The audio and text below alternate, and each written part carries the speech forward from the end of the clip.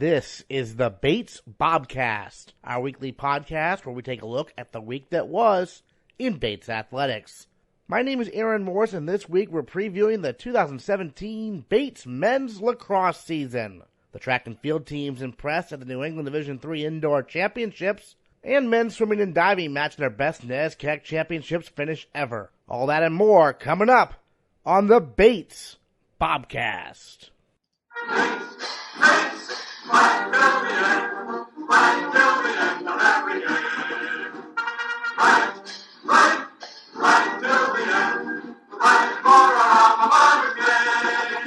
The men's and women's basketball teams saw their seasons come to an end in the NESCAC quarterfinals over the weekend.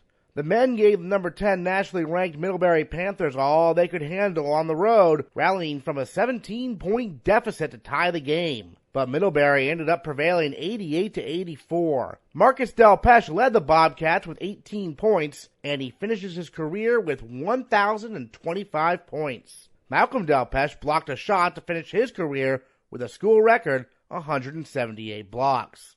Meanwhile, the women's basketball team fell 76-35 at number 1 nationally ranked Amherst. Senior co-captain Ali Capola scored a team-high 13 points and pulled down 5 rebounds. She finishes her career with 977 points and a school record 942 rebounds. The men's squash team battled Princeton in the opening round of the Hone Cup at the College Squash Association Team Championships over the weekend. They came up just short in a tight 5-4 defeat, and although Bates ended up going 0-3 over the weekend, senior 3-time All-American Ahmed Hatata went 3-0, running his winning streak to 19 matches. He and a few other Bobcats will compete at individual nationals coming up in March. In track and field, the men's team finished 7th out of 27 teams at the New England Division III Indoor Championships, marking the 8th straight year the Bobcats have finished among the top 7 scoring teams at the event. First year, Bo Phil's Campolo Payne finished second in the high jump and moved into a tie for 7th place on Bates' all-time performance list. Junior Adedire Fakari took second in the weight throw, and junior Rob Flynn took second in the 600-meter run with a new career best time of 1 minute, 22.44 seconds. Meanwhile, the women's track and field team turned in their best performance at the New England Division III Indoor Championships since 1990. They finished in a tie for third with Middlebury and Tufts. The Bobcat 4x400 relay team broke a 16-year-old meet record with a time of 3 minutes 57.40 seconds. Senior captain Allison Hill, first-year Paige Rabb, sophomore Aiden Eichhoff, and senior captain Claire Marconic made up the record-breaking relay team, with Marconic running the anchor leg. Yeah, it was super exciting. I personally love running anchor leg. You get to see each of your teammates be super competitive in their legs, and it really serves to pump me up every lap that I see my teammates run, and it gets the adrenaline going, and I'm standing there waiting to get the baton. I'm just ready to go. So it was awesome to overtake Williams and go for the win and get the meet record as well as our flat track record, and it was incredible. The energy in the stadium was amazing. Yeah, because that meet record had been around for quite a while. And when did you find out you'd actually broken that meet record? Yeah, so Jade is really on top of that. So she knew immediately that we had gotten it. She said, she came right over and said, I think this is the first time we've ever placed first for the 4x4 at this meet, which was really cool. It was awesome to get the first place win. We all got a T-shirt, which was super cool. So we were really happy about it. Nice, so a little T-shirt declaring you're the winner? Yeah, top 3. top 3 places get a T-shirt. Gotcha, nice. And then obviously, as the season goes along, you have Open New England's coming up, and then for some people, the last chance meet to try to qualify for nationals. So what are you specifically working on? I know you're running the relay again this weekend, right? Yeah, this weekend we'll be running it on Saturday. I know we're 12th, ranked 12th in the nation right now, but WashU and I think it's Wartburg. I know there are a bunch of teams who hold a couple of places in that ranking. So I think only one team is allowed to go to nationals. So we'll be bumped up in the ranking when all of that gets sorted out, and we're just hoping to run a faster time this weekend and break the record again and just see how far it can take us. Yeah, and obviously you're representing the relay team, but let's give a shout out to your teammates, right? Yeah, Aiden, Allie, and Paige aren't here right now. They're on break, enjoying themselves, and I'm the only one here. But Aiden is here, but she's not on campus right now. But yeah, great job to them. I mean, super competitive. It's a blast running with them. They're amazing teammates.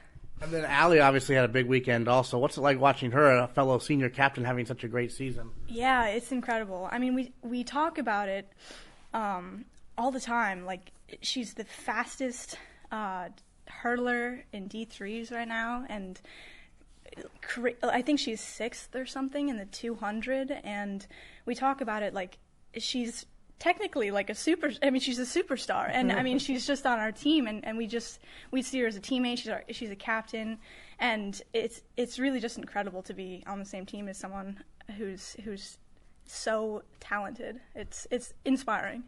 We're going to go back to the relay race. You mentioned this before, but yeah, running that anchor leg, it just much build the anticipation. I mean, so much. I mean, and you mentioned you embrace that though, right? Yeah. I mean, I'm standing there waiting to get the baton, and I'm jumping up and down. Like, my feet are going crazy. I'm looking at the Williams girl because, like you said, we were in 2nd place before I got the baton, and I'm looking at the back of her head, and I'm thinking, I have to beat you. Like, we have to win this race. Like, it's totally doable. Just got to give it our all. Like the 3 people who ran before me just got to go out there and compete as hard as we can. And I knew that we could take it, and we made it happen. It was awesome. Yeah, and the team as a whole finished tied with a couple other NESCAC schools for 3rd, right? Yeah, that was pretty cool. Yeah, we tied with Tufts and Middlebury for 3rd, and it was funny. They only had 1 plaque, so they were passing the plaque around, and I guess Jay goes, well, Bates is first in the alphabet before the Tufts and Middlebury, so I think we should get the plaque. And we've never scored 3rd place. This is the best place we've scored since 1990 or 1991, which is incredible. So we wound up being able to keep the plaque, which was awesome. We were taking pictures with it. It was incredible. Nice. And then I know there were some rankings that came out last week before this meet that had you all as one of the top 10 teams in the country. What's that like? Yeah, that's super exciting. It just goes to show like how talented our team is, and we only had 20 or so girls at any D3s, and to score as well as we did, 62 points, tying with 2 other incredible teams, Tufts and Middlebury. I mean, it just goes to show how talented we are and how much hard work we've been putting into this season, and it's just really paying off, and we're seeing a lot of success. So I know you've been to nationals before as part of the distance medley relay, and will probably be going again this year, but also the chance you mentioned before, the 4x400 relay with a couple teams ahead of you that won't be able to go because of limitations. So that must be pretty exciting to have a couple more chances to qualify for nationals in that event. Yeah, that's super exciting too. Like you said, I've only been for the DMR, so to be able to run another event would be awesome. And it's such a great group of girls. I think if we could get as many people out there as we possibly can, I think that'd be great. All right. Any other thoughts on this past meet and what it meant to the team? Yeah, I think everyone got super psyched. It's incredible to have such a great success and to place as well as we did. I mean, it's been a long time since we've done that well. I mean, just getting the meet record alone in the 4x4, and we had some incredible performances from across the board. I mean, Shrishti and Lindsay did really well. They placed 6th and 7th in the pentathlon, which hasn't happened, I think, for 9 years, I think they said, which is crazy. We have girls who are just standout performances all across the board, and the team is looking great, and it's really exciting. I think we can keep this momentum going and see a lot more records broken and a lot more success in the future, so I'm really excited. All right, sounds good. Claire Marconic, thanks so much for taking the time, and congrats again on the great weekend. Thank you. The men's swimming and diving team finished 5th at the NESCAC Championships for the 3rd year in a row, once again matching their best finish ever at NESCACs. Bates set 12 program records over the course of the 3 days in Middletown, Connecticut. Jonathan Depew, Riley Ewing, Alexander Ignatoff, Daniel Walpole, and Teddy Pender all scored top 3 finishes to earn all NESCAC honors. Not only did Pender record 3 all NESCAC finishes of his own, he won the 100-yard freestyle title. And for that, Teddy Pender is our male Bobcat of the week. First day, 53, came fifth. It was okay. Good time in the morning. Second day, 2-3, had a really good final, came in third. It was really, really nice to finish off the meet with a win in that 100 free, and especially with the guys behind me at the end. It was a really awesome feeling to hear them all chant my name. Yeah, it was awesome.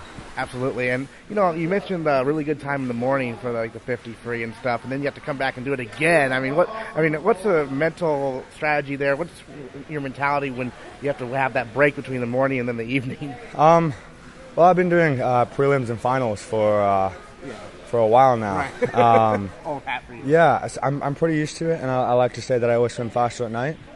So no matter if I have a bad swim in the morning, I've always got to come back fresh at night, and I can swim fast. I know that. I've noticed your family is obviously very supportive of your career. They're at a lot of the meets and stuff. What's that like to have them all up behind you as well? Oh, it's great. My parents they live in Oman, which is in the Middle East. Right. And they don't get to see me swim very often, so whenever they do come out, it's a real treat to have them here and support me. I love them. And then for people who don't remember, how did you end up coming from Oman out here to Maine for school? I know we've talked about this before, but people might forget. Well, I was really just looking at really good schools with great coaches, and Base has both of those things. So I must have reached out to about 50 colleges, and Pete was the nicest. And I just wanted a coach who would show me some love, and he does that every session, and it's awesome to have that. Now here we're with a pretty select group of swimmers right now training because nationals are coming up. How sweet is it to get a relay team in there and also be going individually? Yeah, well, fingers crossed. Yeah, right. We should find out. Yeah, we should find out in a couple days. I think our chances look pretty good. If we don't make it, we don't make it. We've had a great year, and it's just been awesome to have the whole team work as a unit, because we all realize that it's not ourselves doing well, but it's about the greatest sacrifice and the team doing well as opposed to each other. And we all find that when the team does well, we all do well together individually. So yeah. This is the third straight year the men have gone top 5, at NESCACs, and so what does it mean to you to have the program be so consistent like that? Well, it's not that just we're consistent; we're also improving. Yes. My freshman year we were in the low 900 points range. Last year we were in the mids, and this year we were 2.5 points off breaking 1,000 points, and that's a huge milestone for us. So we're not only staying consistent, we're improving as well, and that's a great sign to see. So, this training this week during break, what are you putting into it in terms of, obviously, it's kind of a weird time, right? A little bit. Yeah, we just came back from Wesleyan. I got back at 2 today. Yeah. A little change of pace, back into about probably 10 days of hard training, maybe about 8 days of pace work, and then 4 days of really easy stuff, being really focused on the small things before we go to Texas, if we go to Texas. But yeah, so it's an odd time to be here. Nobody's here. There's a smaller group of us. It's very different, but it's just as fun as it normally is. Any other thoughts on the NESCAC championships you wanted to share with us about how it went and everything? I'm really proud of the men's team. There was a handful of us who were in A finals, but the NESCAC isn't about those who come first or second or third in a final. It's about the guys who are scoring 8th through 24th, and even not just those guys, even the guys who didn't score. We had each other's back as a whole meet, and there was never a point when anybody was sitting down. We were always cheering for each other, and that's what we've done all season, and it was great to see that. So yeah, a lot of love and respect for this team. Terrific. Well, Teddy Pender, congrats again on being our male Bobcat of the Week, and thanks so much for your time. Thank you so much. The Alpine and Nordic skiing teams competed at the Middlebury Carnival over the weekend, and Nordic skiing senior Laurel Fiddler continued her outstanding season with a 15th place finish out of 70 collegiate skiers in the 15K freestyle race on Friday. And she teamed up with senior Sadie James to lead the Nordic women to a 4th place finish out of 12 schools in the Classic Sprint Relay on Saturday. She and James combined to finish 7th out of 34 pairs of skiers. Fiddler is our female Bobcat of the Week, and she joined the Bobcast via telephone to look back on the Middlebury Carnival and look ahead to this weekend's Bates Carnival. Well, we're talking to our female Bobcat of the Week, Laurel Fiddler, here on the Bobcast, looking back on the Middlebury Carnival. And Laurel, first of all, I thought the Classic Sprint Relay at Middlebury was quite interesting. You and Sadie James teaming up and having a really great finish. Do you enjoy those sprint relay races? The sprint relay races are honestly the hardest races that we do, in my opinion, because basically you're doing a 1.2 kilometer race and then tagging off to your teammate and doing that 3 times. So in between, you're getting about a 3 to 4 minute break between the time that your teammate goes off and then goes around the course and then comes back and tags you before you have to go again. And a sprint, since it's so short, you're going just about all out. So it's 3 efforts all out with this other member of your team. So it's very fast. It's very fun. We were both definitely exhausted at the end, but it's super motivating to do something like that because all of the teams are so close together. And so we were really close with all of the other teams the whole time, and that was really fun to have the opportunity to move around. And, yeah, it was a really fun day, but also a really hard day. Interesting. So is that a mass start situation, or is it one at a time? Yep, it's a mass start situation. So Sadie started for us and came into the tag zone, and through the tag zone, she came in about 5th place. So she did a really good first leg, but really everyone was there coming into the tag zone, so it was a pretty hectic first tag. Things didn't start getting more spread out until maybe the 2nd or 3rd lap for each of us. Gotcha. Yeah, and obviously mass starts are tricky because you don't want to, crash into anybody or anything like that. How do you navigate those mass starts? Main thing is you don't want to break a pole. We always have coaches out there with extra poles in case you do that, but that definitely slows you down. You also don't want to fall. There was a big pileup on that first leg between the UVM team, the Colby team, and one other team, and the Colby team was able to come back and pass us back, but the UVM team never managed to make up the time. So a fall like that can really impact your entire race. I know you also were in the 15K freestyle. You got a top 15 finish. I mean, it seems like you're consistently there in the top 15. So what continues to work for you think, especially in those types of races? Well, I think especially in the skate 15Ks, they're also mass start races. Right. And for me, having a mass start is wonderful because I know where I am within the pack. And so that's super helpful, and being able to know where you are. And I always find myself pushing harder when I'm in a situation where I'm head-to-head with other people. For example, coming into the finish, I was with 2 other girls, and I was able to outsprint them in the finish, which I probably wouldn't have done in an interval start race. It's also super motivating to have your teammates out there. I know a lot of girls on our team skied together in that race, and that's very motivating and helpful to have other people on your team pushing you. Excellent. And then this weekend, it's the Bates Carnival. I know you have the Bates Carnival every year. What's that experience always like to actually, host one of these events? Well, it's great. We actually haven't been able to host the Bates Carnival at our home course in Rumford in 2 years. Last year, because of the low snow coverage, we hosted in Waterville on the Colby course, so it didn't quite feel the same to have our course on the Colby course, especially when the Colby Carnival was just the weekend after. So it's definitely going to be great to be in Rumford, and I actually have never raced at Rumford. 2 years ago when the Bates Carnival was there, I was sick for the weekend, and so I've never actually raced at those courses. So as a senior and having that be our last carnival, I'm so excited to get out on those courses, and having it be the NCAA regional championships is really special to get to host that. Middlebury's been hosting it for the past few years, so it's really exciting to have it culminate on our home course. Are you taking any looks at the the national standings and whatnot in terms of individuals? I know you've had a really good year. Where do you stand right now? Do you know in terms of possibly getting a bid to the NCAA championships? Yeah, I've been checking the standings a lot throughout the season, and right now it's very close. How it works is each team is only allowed to bring 3 athletes. Right. So, for example, you could be further down the list, then they only bring 14 of each gender, and you could be further down the list, and if one team has more than 3 people, those other people are extras and can't go, so the list will just continue to bump down. So right now, Dartmouth, for example, has 6 people, so their entire carnival team on the women's side qualified for NCAAs, but they can only take 3, so that bumps down the standings. So I believe right now I'm in 13th place, which is a good spot to be in once you take away those other people. But it's also very much on the border, and it very much depends on what other people do.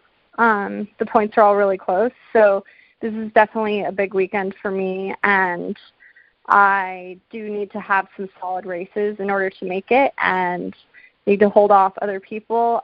Sadie James is also ranked right behind me, so I'm hoping that both of us can pull out some good results and hopefully both qualify.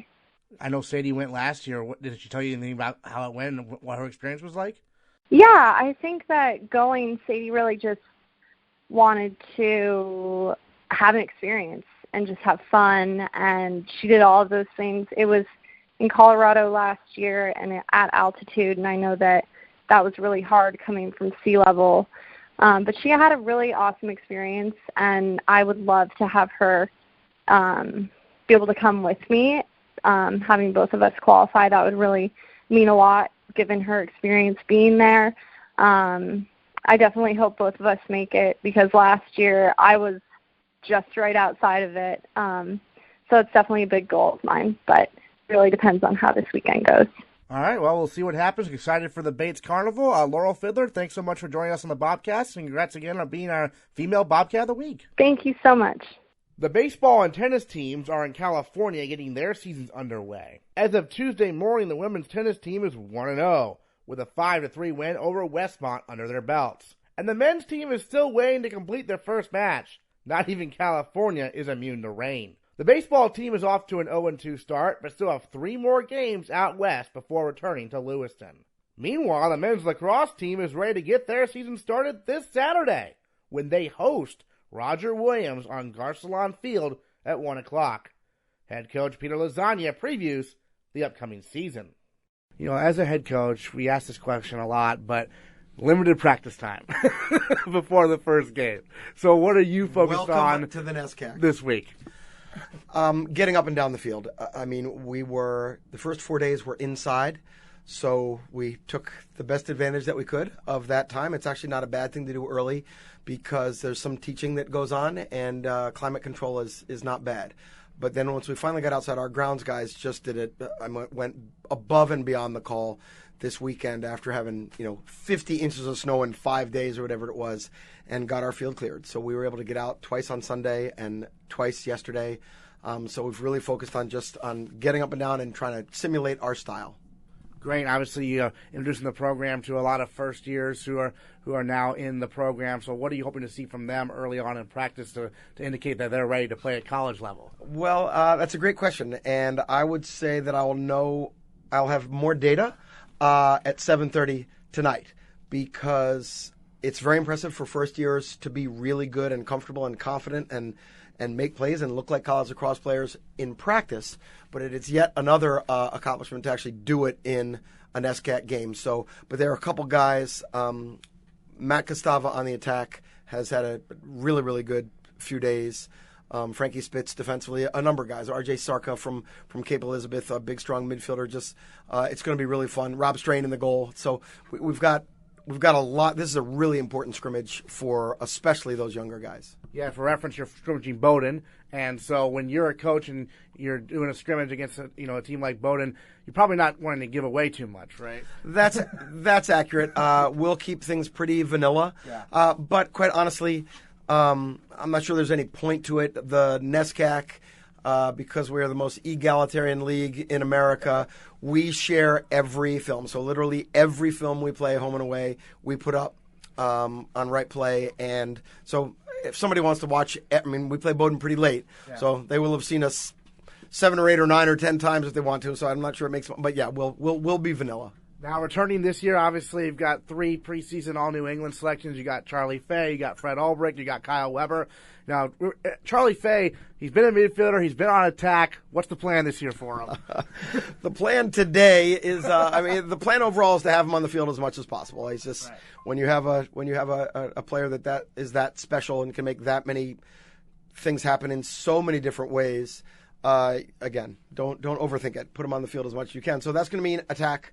The vast majority of the time, but we'll also have some fun combining Charlie and Kyle and somebody else, maybe Clark Jones or Jake Walsh or somebody out in the midfield, because it gives you a completely different look. It changes how you have to defend us, and it also really helps Kyle if Kyle has Charlie in the midfield with him. So we'll have some fun again. We've got some great pieces. Charlie and Kyle are 2 of the most important and special, but we have a lot of really interesting pieces to play with.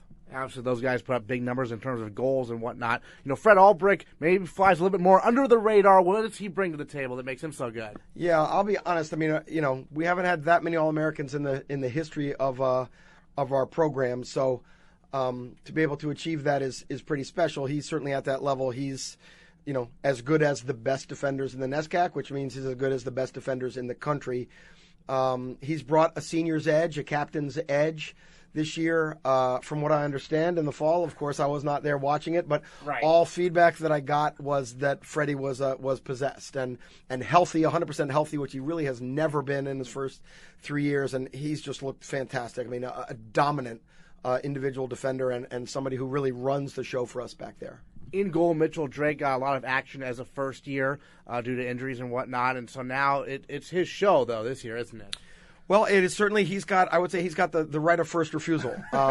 As somebody who returns as a sophomore who did some really good things for us last year, and often, the one that stands out is throwing him in at halftime of the Tufts game, which is a pretty heated environment to get your first initiation, and he responded really well. So I'm really fortunate. Not many freshman goalies get that kind of experience in this league. Right off the bat. And so, yeah, I would say that, and he's done a great job all the way through. There were some days in the fall, I guess the older guys told me that, he, because of classes and whatnot, he was the only goalie there. So being the only goalie there in an hour and a half captain's practice, you're seeing a lot of rubber. So, but I like the other guys as well. Jared Bauman, a junior who's coming back off of ACL surgery and recruited Rob Strain, the freshman. Jack's younger brother, Jack, had a terrific career here. And Ben Berger, who's a walk-on, who's back with us for the second time, who's left-handed, and a hockey player first. So, again, I think it's going to be a good fight. Do the returning guys have kind of a chip on their shoulder after last year? It was a good season. You had that heartbreaker against Middlebury in the NESCAC tournament, heartbreaker not getting into the NCAA tournament. That kind of combination leave them with like a sour taste in their mouth and they're extra pumped up this year? Yes. First, thank you for making me relive those pleasant memories. But, yeah, of course. If you have the right people, and we have an awful lot of them, and they're, devoted to doing everything well, their academics and their role in this community, but they're very serious about, I shouldn't say but, and they're very serious about their lacrosse aspirations. And as you said, we've gotten to the point in our program where we won the most games we've ever won in the NESCAC in the history of this program, and that wasn't good enough to get a first-round playoff game, and it was a disappointment. And our expectations are, to be in the top 4 in the league and to host a first-round playoff game and to win our way into the NCAA tournament, and we didn't do that last year. So there are a lot of very motivated returners. From a scoring perspective, you lose Allard from last year's team, but there's so many guys, it seems like it's going to be a lot of different opportunities for a lot of different players, isn't it? I would say that's accurate. I don't want to minimize the loss of a really special scorer and shooter and just a tough, cagey man, Jack Allard. I think we all can tend to overlook it when you see it every day in practice and in every game, but think of the number of huge goals that he scored for us. So we will, there will be opportunity for somebody else to step into that role, but I think you're right. I think we're probably, we might be harder to scheme for simply because, there's one guy, number 45 over there on the left, who isn't going to have the ball in his stick making those plays, but again, we have really incredible depth, the most depth we've ever had since I've been here at every position. So the battle on the attack, the battle in the midfield is really keen. And every day we'll sort of get together after practice and go, wow. So, a sophomore who just had an incredible 2 days is now sort of moved his way up into the second midfield group. And, there's a lot of that going on every day. It's really fun. I know you have a lot of players on the roster and high expectations for all of them, but if you had to choose one or two guys maybe who you are looking to have a breakthrough year this year who maybe aren't well known right now among Bates lacrosse fans, who would they be? So, I don't know if this is a fair answer, but it's the first one that comes to my mind, and that is, again, how can you be a 3-year starter for Bates College and maybe not be super well known at a critical position? And that's Andrew Melvin. And again, because of having Jack Allard and Jack Strain and Charlie Fay and Kyle Weber and a lot of really, really good players around him, I'm not sure he's always gotten the notice. And he's playing the best lacrosse of his life right now. And in our first scrimmage a couple days ago, I actually separated Charlie and Andrew to give them an opportunity to define different roles when they're not together. And Andrew he was a dominant senior big-time attackman. And, boy, if we get that performance from him every day, we're really, really, really hard to defend. I would say Burt Smith is another guy who just doesn't get the notice because he's a defensive midfielder first. I think he's as good a two-way midfielder as there is. And I would expect Burke to be more involved offensively this year as well. Terrific. Well, we're looking forward to exciting Bates men's lacrosse season. Peter Lasagna, thanks so much. It's my pleasure. Thank you so much for taking the time, and we're excited to get going. Next time on the Bates Bobcast, we'll tell you how the women's squash team does at their team nationals. They'll take on Brown at Princeton this Friday at 5 o'clock. We'll also preview the women's lacrosse season. All that and more next time on the Bates Bobcast. Bates, my